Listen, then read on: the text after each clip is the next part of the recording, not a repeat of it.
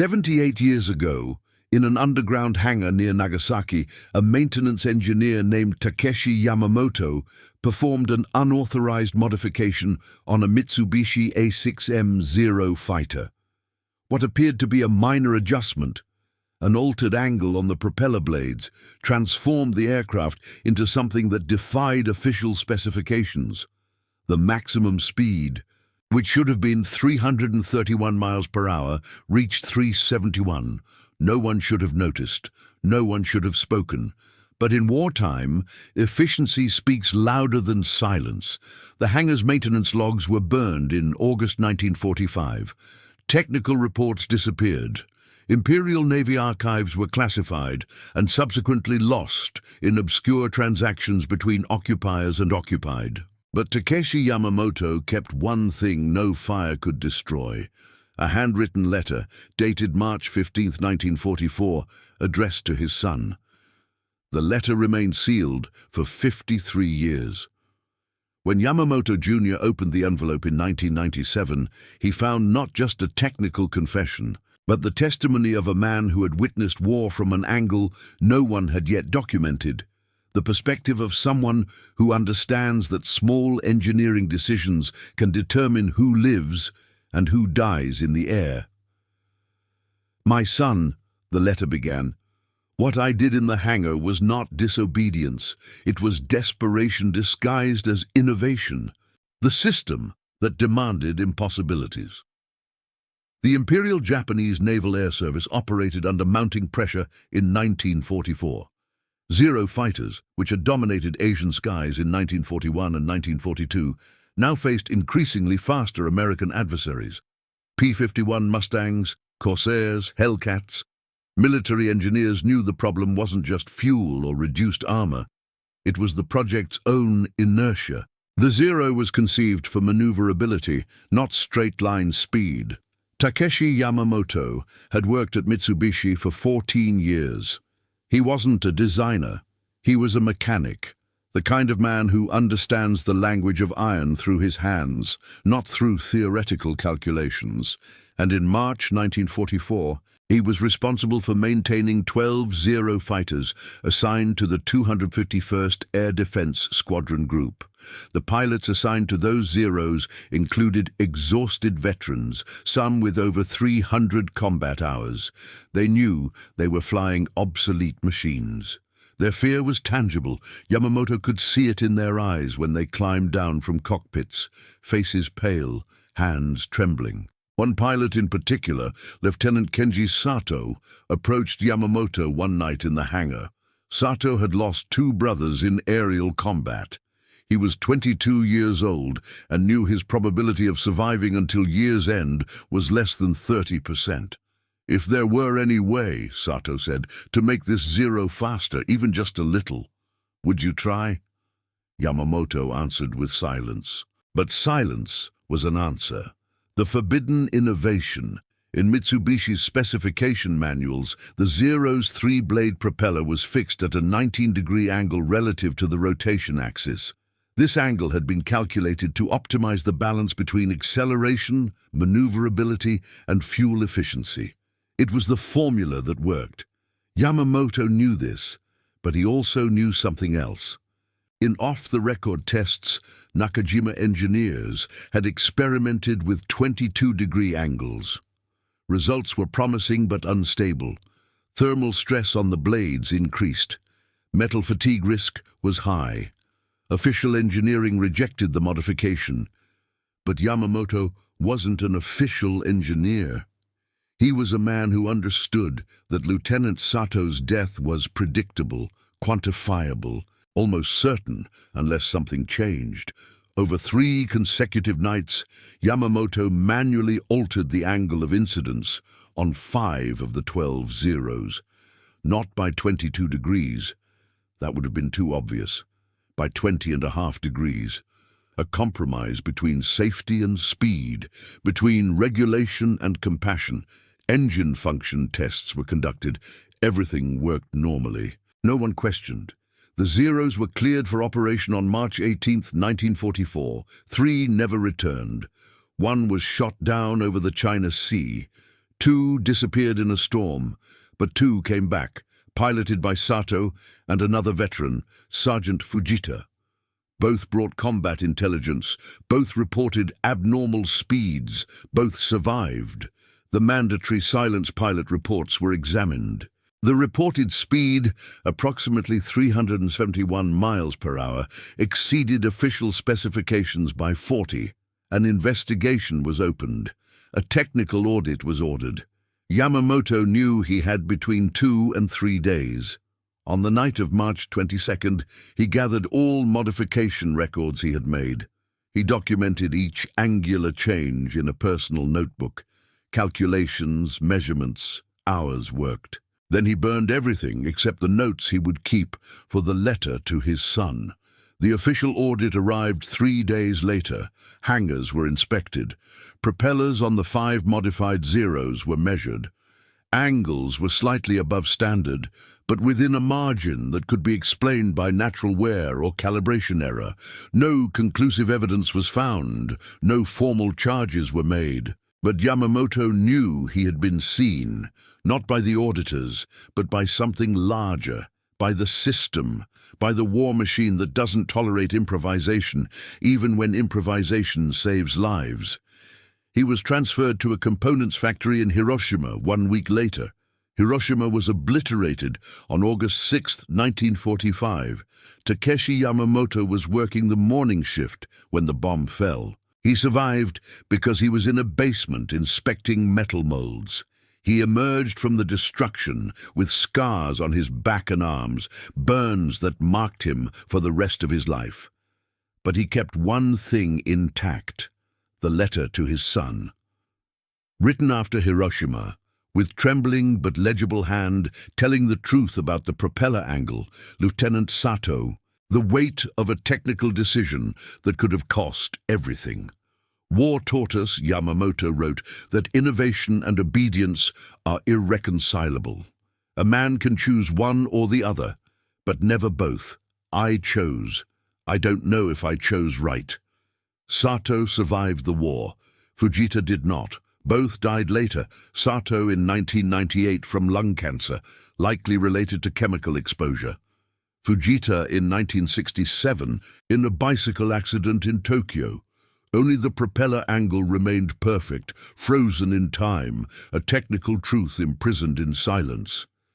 The letter was partially declassified in 2003, when Japanese military historians began exploring post-war archives. Yamamoto's name wasn't disclosed. The incident was catalogued as possible unauthorized technical modification, verification inconclusive. But among historians, the story traveled, and still travels. Now, I invite you to leave in the comments where you're watching from and the exact time you're listening to this story.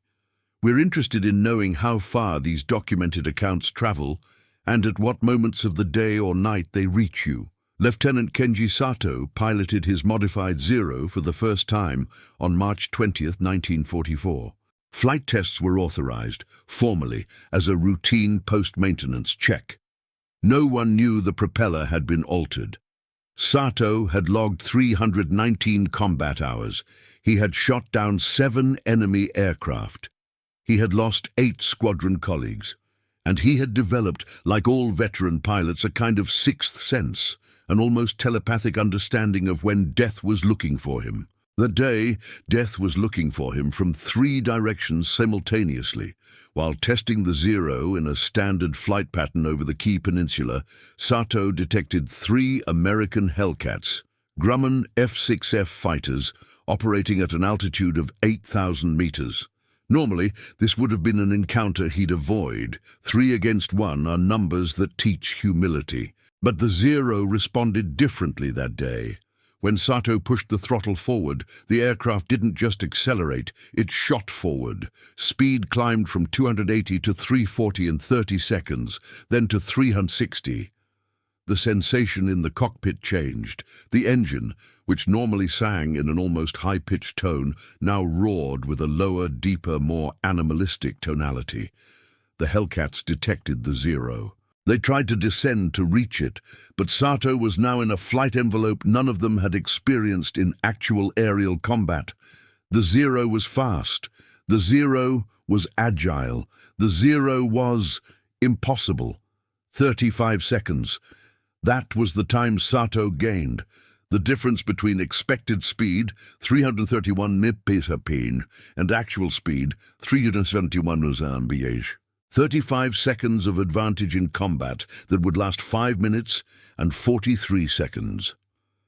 During that period, one of the Hellcats received a burst of 7mm bullets fired from the Zero's 20mm cannons.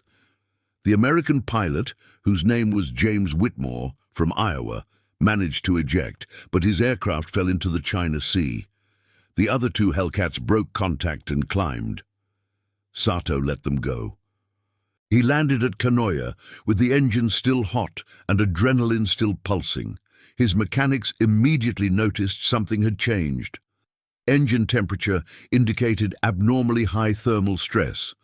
Fuel consumption had increased by approximately 15%, and maximum speed recorded by onboard instruments was 371 miles per hour. Sato knew he had to stay silent. But the euphoria of combat was impossible to hide. He had felt the difference. He had experienced those 35 extra seconds in their purest form, as the distance between life and death. When questioned by technical auditors days later, Sato lied. He said he had misjudged the speed, that onboard instruments might be miscalibrated, that under certain flight conditions, abnormal numbers can appear. But he also said something true, almost unintentionally. Whoever touched this aircraft understands the language of war better than any official engineer. The auditors didn't like this observation. They initiated deeper questioning. But the investigation was abruptly closed when orders came from above, from the Imperial Navy itself, declassifying the incident as acceptable variation within measurement uncertainty parameters. The suspected truth was administratively suffocated. But James Whitmore, the American pilot who ejected, was rescued by a British destroyer 3 hours later. He spent the rest of the war in a prisoner camp in India, and in 1945, when the war ended, he carried with him a precisely detailed memory. The abnormally high speed of the Zero that shot him down, the way the aircraft had moved with a fluidity that defied what he'd learned about Japanese fighters. Whitmore returned to Iowa, worked at an agricultural implements factory, married, had 3 children aged. But in 1968, when an American military historian interviewed him about his war experiences, Whitmore described that encounter in such meticulous detail that the historian noted, "Possible unauthorized technical modification to Zero model. Check archived records." The records, of course, had been burned. Sato, meanwhile, continued flying Zeros. He flew 43 more combat missions after that encounter with the Hellcats, was shot down once, but managed to eject and return to base, survived the war. After 1945, he worked as a flight instructor for the Japan Air Self-Defense Force, trained an entire generation of pilots, and whenever possible, inserted into his teaching an unspoken truth. That innovation, even when prohibited, can make the difference between living and dying. When Sato died in 1998, his war diary was found among his belongings. It contained a single relevant entry, dated March 21, 1944. The Zero changed. I don't know how, but it changed. And so did we. If this story surprised you, make sure to leave a like to support the channel. Takeshi Yamamoto wasn't a man who dreamed. His life was mechanical, structured, hostage to the tolerances and precisions that define engineering. But after performing the modifications on the 5 propellers, he began having the same dream repeatedly. He stood in an infinite hangar, watching a propeller spin by itself, without engine, without current, without any visible power source. The propeller spun faster and faster, and with each rotation, the angle changed. 19 degrees, then 20, then 21, then back to 19. And Yamamoto couldn't make it stop. He woke up sweating, palms damp. The technical investigation that followed the anomalous speed observations was, in Yamamoto's eyes, an elegant farce. The auditors knew, or suspected, that something had changed. But the defense system Yamamoto had built was sufficiently hermetic. Evidence had been destroyed. Pilots lied. And the imprecision of zero onboard instruments offered sufficient plausibility for any anomaly. What Yamamoto didn't expect was the personal summons. On March 25, 1944, a naval intelligence officer named Commander Akira Yoshida called him to a windowless room at Kanoya Air Base headquarters. Yoshida was the type of man who embodies military bureaucracy in its sharpest form. Not brutal, not obviously threatening, but lethal in his capacity to understand the underlying logic of any act. "You know what you did," Yoshida said without preamble. It wasn't a question. Yamamoto didn't answer. Denial would have been insulting. Confession would have been suicidal. Yoshida opened a folder. It contained spectrographic analyses of the 5 modified propellers. Someone indeed had taken measurements after Sato's incident. Someone had documented in detail every angle alteration. Someone had created a perfect record, not for condemnation, but for documentation. "Commander Yamamoto," Yoshida said, and Yamamoto noticed he'd been promoted technically in an administrative fiction. "What is your understanding of the situation we find ourselves in?" Yamamoto answered carefully. "The Navy needs speed. Engineers can't provide it within authorized safety parameters, so someone provided it." Yoshida smiled slightly. "Exactly. You didn't commit a crime. You committed an audacity, and in wartime, audacity and crime are often indistinguishable, depending on who's reporting." The commander then explained the situation with a clarity that left Yamamoto cold. The Imperial Navy knew about the modifications, had known from the beginning, because there were orders from above, very far above, to explore exactly this type of unauthorized innovation. Official engineers operated within legal constraints that prohibited them from experimenting with modifications that might compromise safety. But a mechanic, a man who works with his hands without official signature, that man could do things no engineer could. "You were tested," Yoshida explained, "and you passed." Lieutenant Sato reported results suggesting a 40-mile-per-hour increase. It's unlikely that was a calibration error. It's more likely it's exactly what it appears to be: innovation. Yamamoto felt the floor move beneath his feet. He hadn't acted in a vacuum. He'd been observed, calculated, considered part of a larger plan that exceeded his understanding. "What do you want me to do?" he asked. "Nothing," Yoshida replied. "You'll be transferred. Your modification records will remain classified, and you'll continue as you always were, a mechanic, a man who doesn't ask questions, who doesn't receive answers, who simply works." "And if I don't agree?" Yoshida closed the folder. "Then you'll have disobeyed direct orders. You'll be prosecuted. You'll be tried. And in wartime, disobedience has documentable consequences." So Yamamoto was transferred, not punished, not promoted, simply transferred, as if his value had been extracted and discarded. But before leaving Kanoya, he did one thing no one had authorized. He returned to the hangar one night and measured the 5 propellers again. 3 had been repaired, restored to 19-degree angles. 2 remained modified. 2. The zeros of Lieutenant Sato and Sergeant Fujita.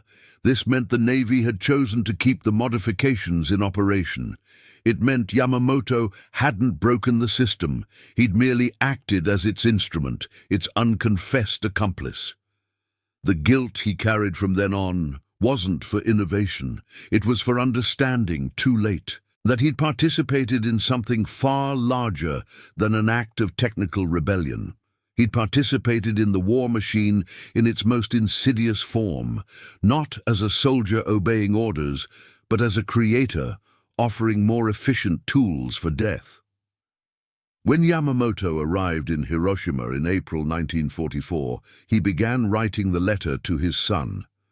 Not because he wanted to confess, but because he wanted to document, for the future, for whoever sought answers, exactly how an ordinary person becomes complicit in tragedy, not through malice, but through compassion. "Engineering is a form of confession," he wrote on a page that would be burned just 1 year later. "Every tool we create reveals our intention, and every intention in wartime is a crime in which we may not recognize ourselves." Between 1944 and 1945, 5 modified Zeros remained in operation in Imperial Navy air defense units. It wasn't many. In a war context where thousands of aircraft were produced annually, 5 represented an imperceptible fraction. But those 5 Zeros had a disproportionate legacy. Lieutenant Sato flew one, Sergeant Fujita flew another. The other 3 were distributed among veteran pilots whose names were never recorded in public reports. Statistically, the performance of those 5 Zeros was documented internally and subsequently lost in classified reports. But through post-war interviews conducted by American military historians, a pattern emerged. The modified Zeros had a combat efficiency rate approximately 8% higher than unmodified models. It wasn't revolutionary, but in an attrition war measured in percentages, it was significant. What was more significant was this. Among pilots flying modified Zeros, the survival rate was 15% higher than the average for comparable veterans. 35 seconds of extra speed, multiplied by multiple combat encounters, multiplied by age and experience, multiplied by luck. The result was that 2 men, Sato and Fujita, survived a type of war that killed most. And they carried with them the memory that someone had made a choice, technically illegal but morally indefensible to refuse, that made the difference between living and not living. The war ended in August 1945. Records were burned, aircraft were destroyed or scrapped, and the system that had allowed Yamamoto's innovation was absorbed into the dust of defeat. But not completely. In 1952, American military historians occupying Japan discovered fragments of documentation about unauthorized technical experiments in the Imperial Naval Air Service. Records were incomplete, frequently coded, frequently illegible, but there was enough to suggest that someone somewhere had tried to optimize Zero fighter performance through component modifications. Reports were compiled, questionnaires were sent to veteran pilots, and slowly, a narrative began to emerge, not as a secret but as a minor historical fact, largely insignificant in the context of total defeat. Lieutenant Sato was interviewed in 1954. He was working as a flight instructor for the JSDF, the Japan Air Self-Defense Force, established in 1952. When asked about anomalous speeds in his Zero, Sato answered with measured care. "There were many variables," he said. "Altitude, temperature, fuel consumption, engine conditions. Any combination of them could produce unexpected readings." But the interviewer moved on. There was no way to prove, in 1954, what had happened in 1944. But Sato was lying. And he knew the interviewer knew he was lying. And both understood that this game of careful denial was the form history uses to preserve its secrets, not through violent censorship, but through mutual consent to remain ignorant. Fujita was never interviewed. He had deserted after the war, and his whereabouts were unknown. Decades later, historians would discover he'd changed identity and lived as a silk merchant in Kyoto until his death in 1967. His war diary, when finally rediscovered in 2001, contained only one relevant line: The Zero made a different sound that day, like it was speaking in a language I'd never learned. Takeshi Yamamoto remained completely outside public record until 1997, when his son published the letter that had been kept for over 50 years. The resulting book, The Engineering of Guilt, a War Letter, became a small classic in Japanese military historiography, but even then, the incident remained marginal. It was a story about a small man who did a small thing during a big war. There were no obvious villains, no clearly defined heroes, just a series of technical decisions that resulted in human consequences. Academically, the incident was classified as possible case of unauthorized technical innovation during World War II, and left for later analysis. But later analysis never came. The file was archived, documents were digitized, and gradually the story transformed into something historians whisper, a well-documented rumor but without conclusive proof. What remained, however, was a question no one could resolve. Who authorized the initial modification? Yoshida had suggested there were orders from above, but no order was ever located. No official signature was verified. It was possible Yoshida had lied. It was possible the entire conversation had been a theatrical illusion, a psychological game designed to make Yamamoto remain silent and cooperative. Or it was possible that the Imperial Navy system was so fragmented, so corrupt, so desperate, that multiple unauthorized innovations simply occurred in parallel, without coordination, through desperate men seeking any tactical advantage in a war already being lost. The truth, as often occurs, remained buried under layers of conflicting documentation, dead witnesses, and carefully cultivated administrative silence. 78 years after the original modification, militant war historians began re-examining Zeros that had been preserved in museums. There were 5 intact or partially intact aircraft scattered across military collections in Japan, Australia, and the United States. Using modern metallurgical analysis techniques, researchers compared the propeller blades of these Zeros with archived specifications. 4 were perfectly conforming, 1 was not. The Zero preserved at the Chofu Aviation Museum on the outskirts of Tokyo showed evidence of an alteration to the original propeller.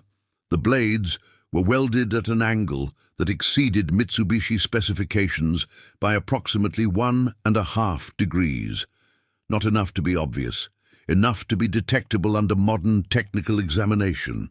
This discovery, published in 2019 in an obscure military journal, triggered a small wave of renewed interest. Historians revisited the Yamamoto archives. Researchers traced Fujita's memory genealogy through fragmentary records. And slowly, a story that had remained on the margins of official historiography was brought back to light, not as sensational revelation, but as an additional historical document in a file that already contained many documents. What made the story resurface, however, wasn't the technical discovery.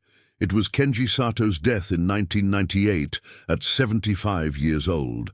When Sato died, his war diary was left with Kyoto University, and among its pages was an unsealed letter written in 1985, when Sato was 62, addressed to an unknown historian. "I found the truth about the Zero," Sato wrote. "I found the truth about engineering, war, guilt. I found the truth about why men do things they don't have permission to do."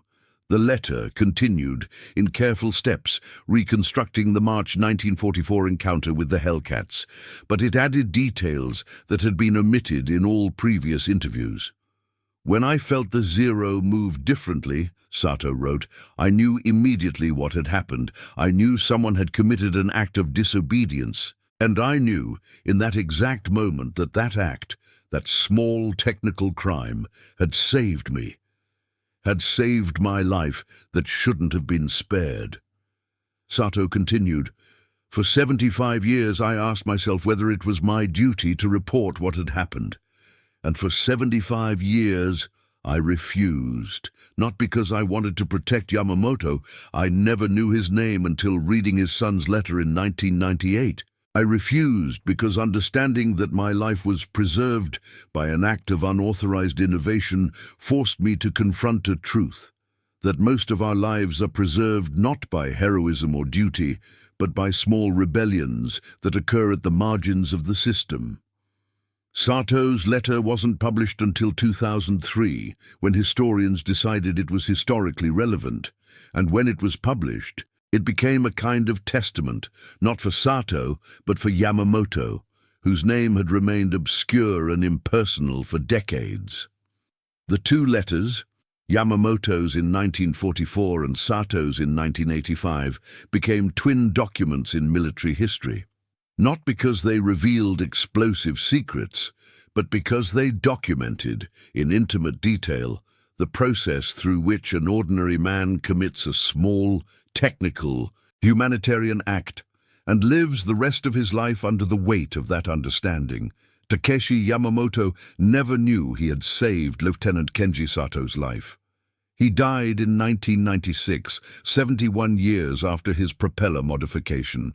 His tombstone in a Hiroshima cemetery bears only his name and his birth and death dates. Nothing about engineering, nothing about war. Nothing about those 35 seconds that made all the difference.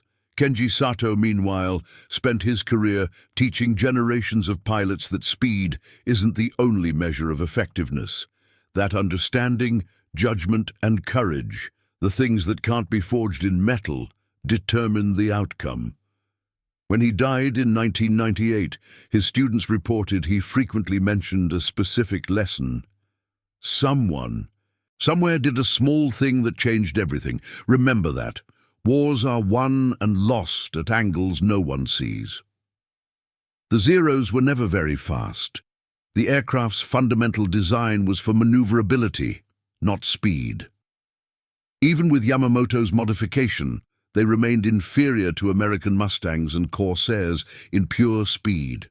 But during a brief period in 1944, 5 of them, just 5, in a sea of thousands, were faster than they should have been, and in those 5, the engineering of compassion met the engineering of death. And for some moments, in some combat encounters, compassion emerged victorious. The war ended, the Zeros were scrapped, documents were burned, survivors aged and died, and all that remained was a story, fragmentary, partially documented, impossible to fully verify, about a propeller angle that could have meant everything or nothing, depending on who was measuring it. Technology, Yamamoto wrote in his last note, dated August 5, 1945, one day before the bomb, is always an act of confession. Steel says things men can never articulate, and in wartime, the language of steel is the only truth that can't be denied, only buried. Subscribe to our channel to explore more cases and curiosities from World War II. Thank you for following the story. See you in the next video.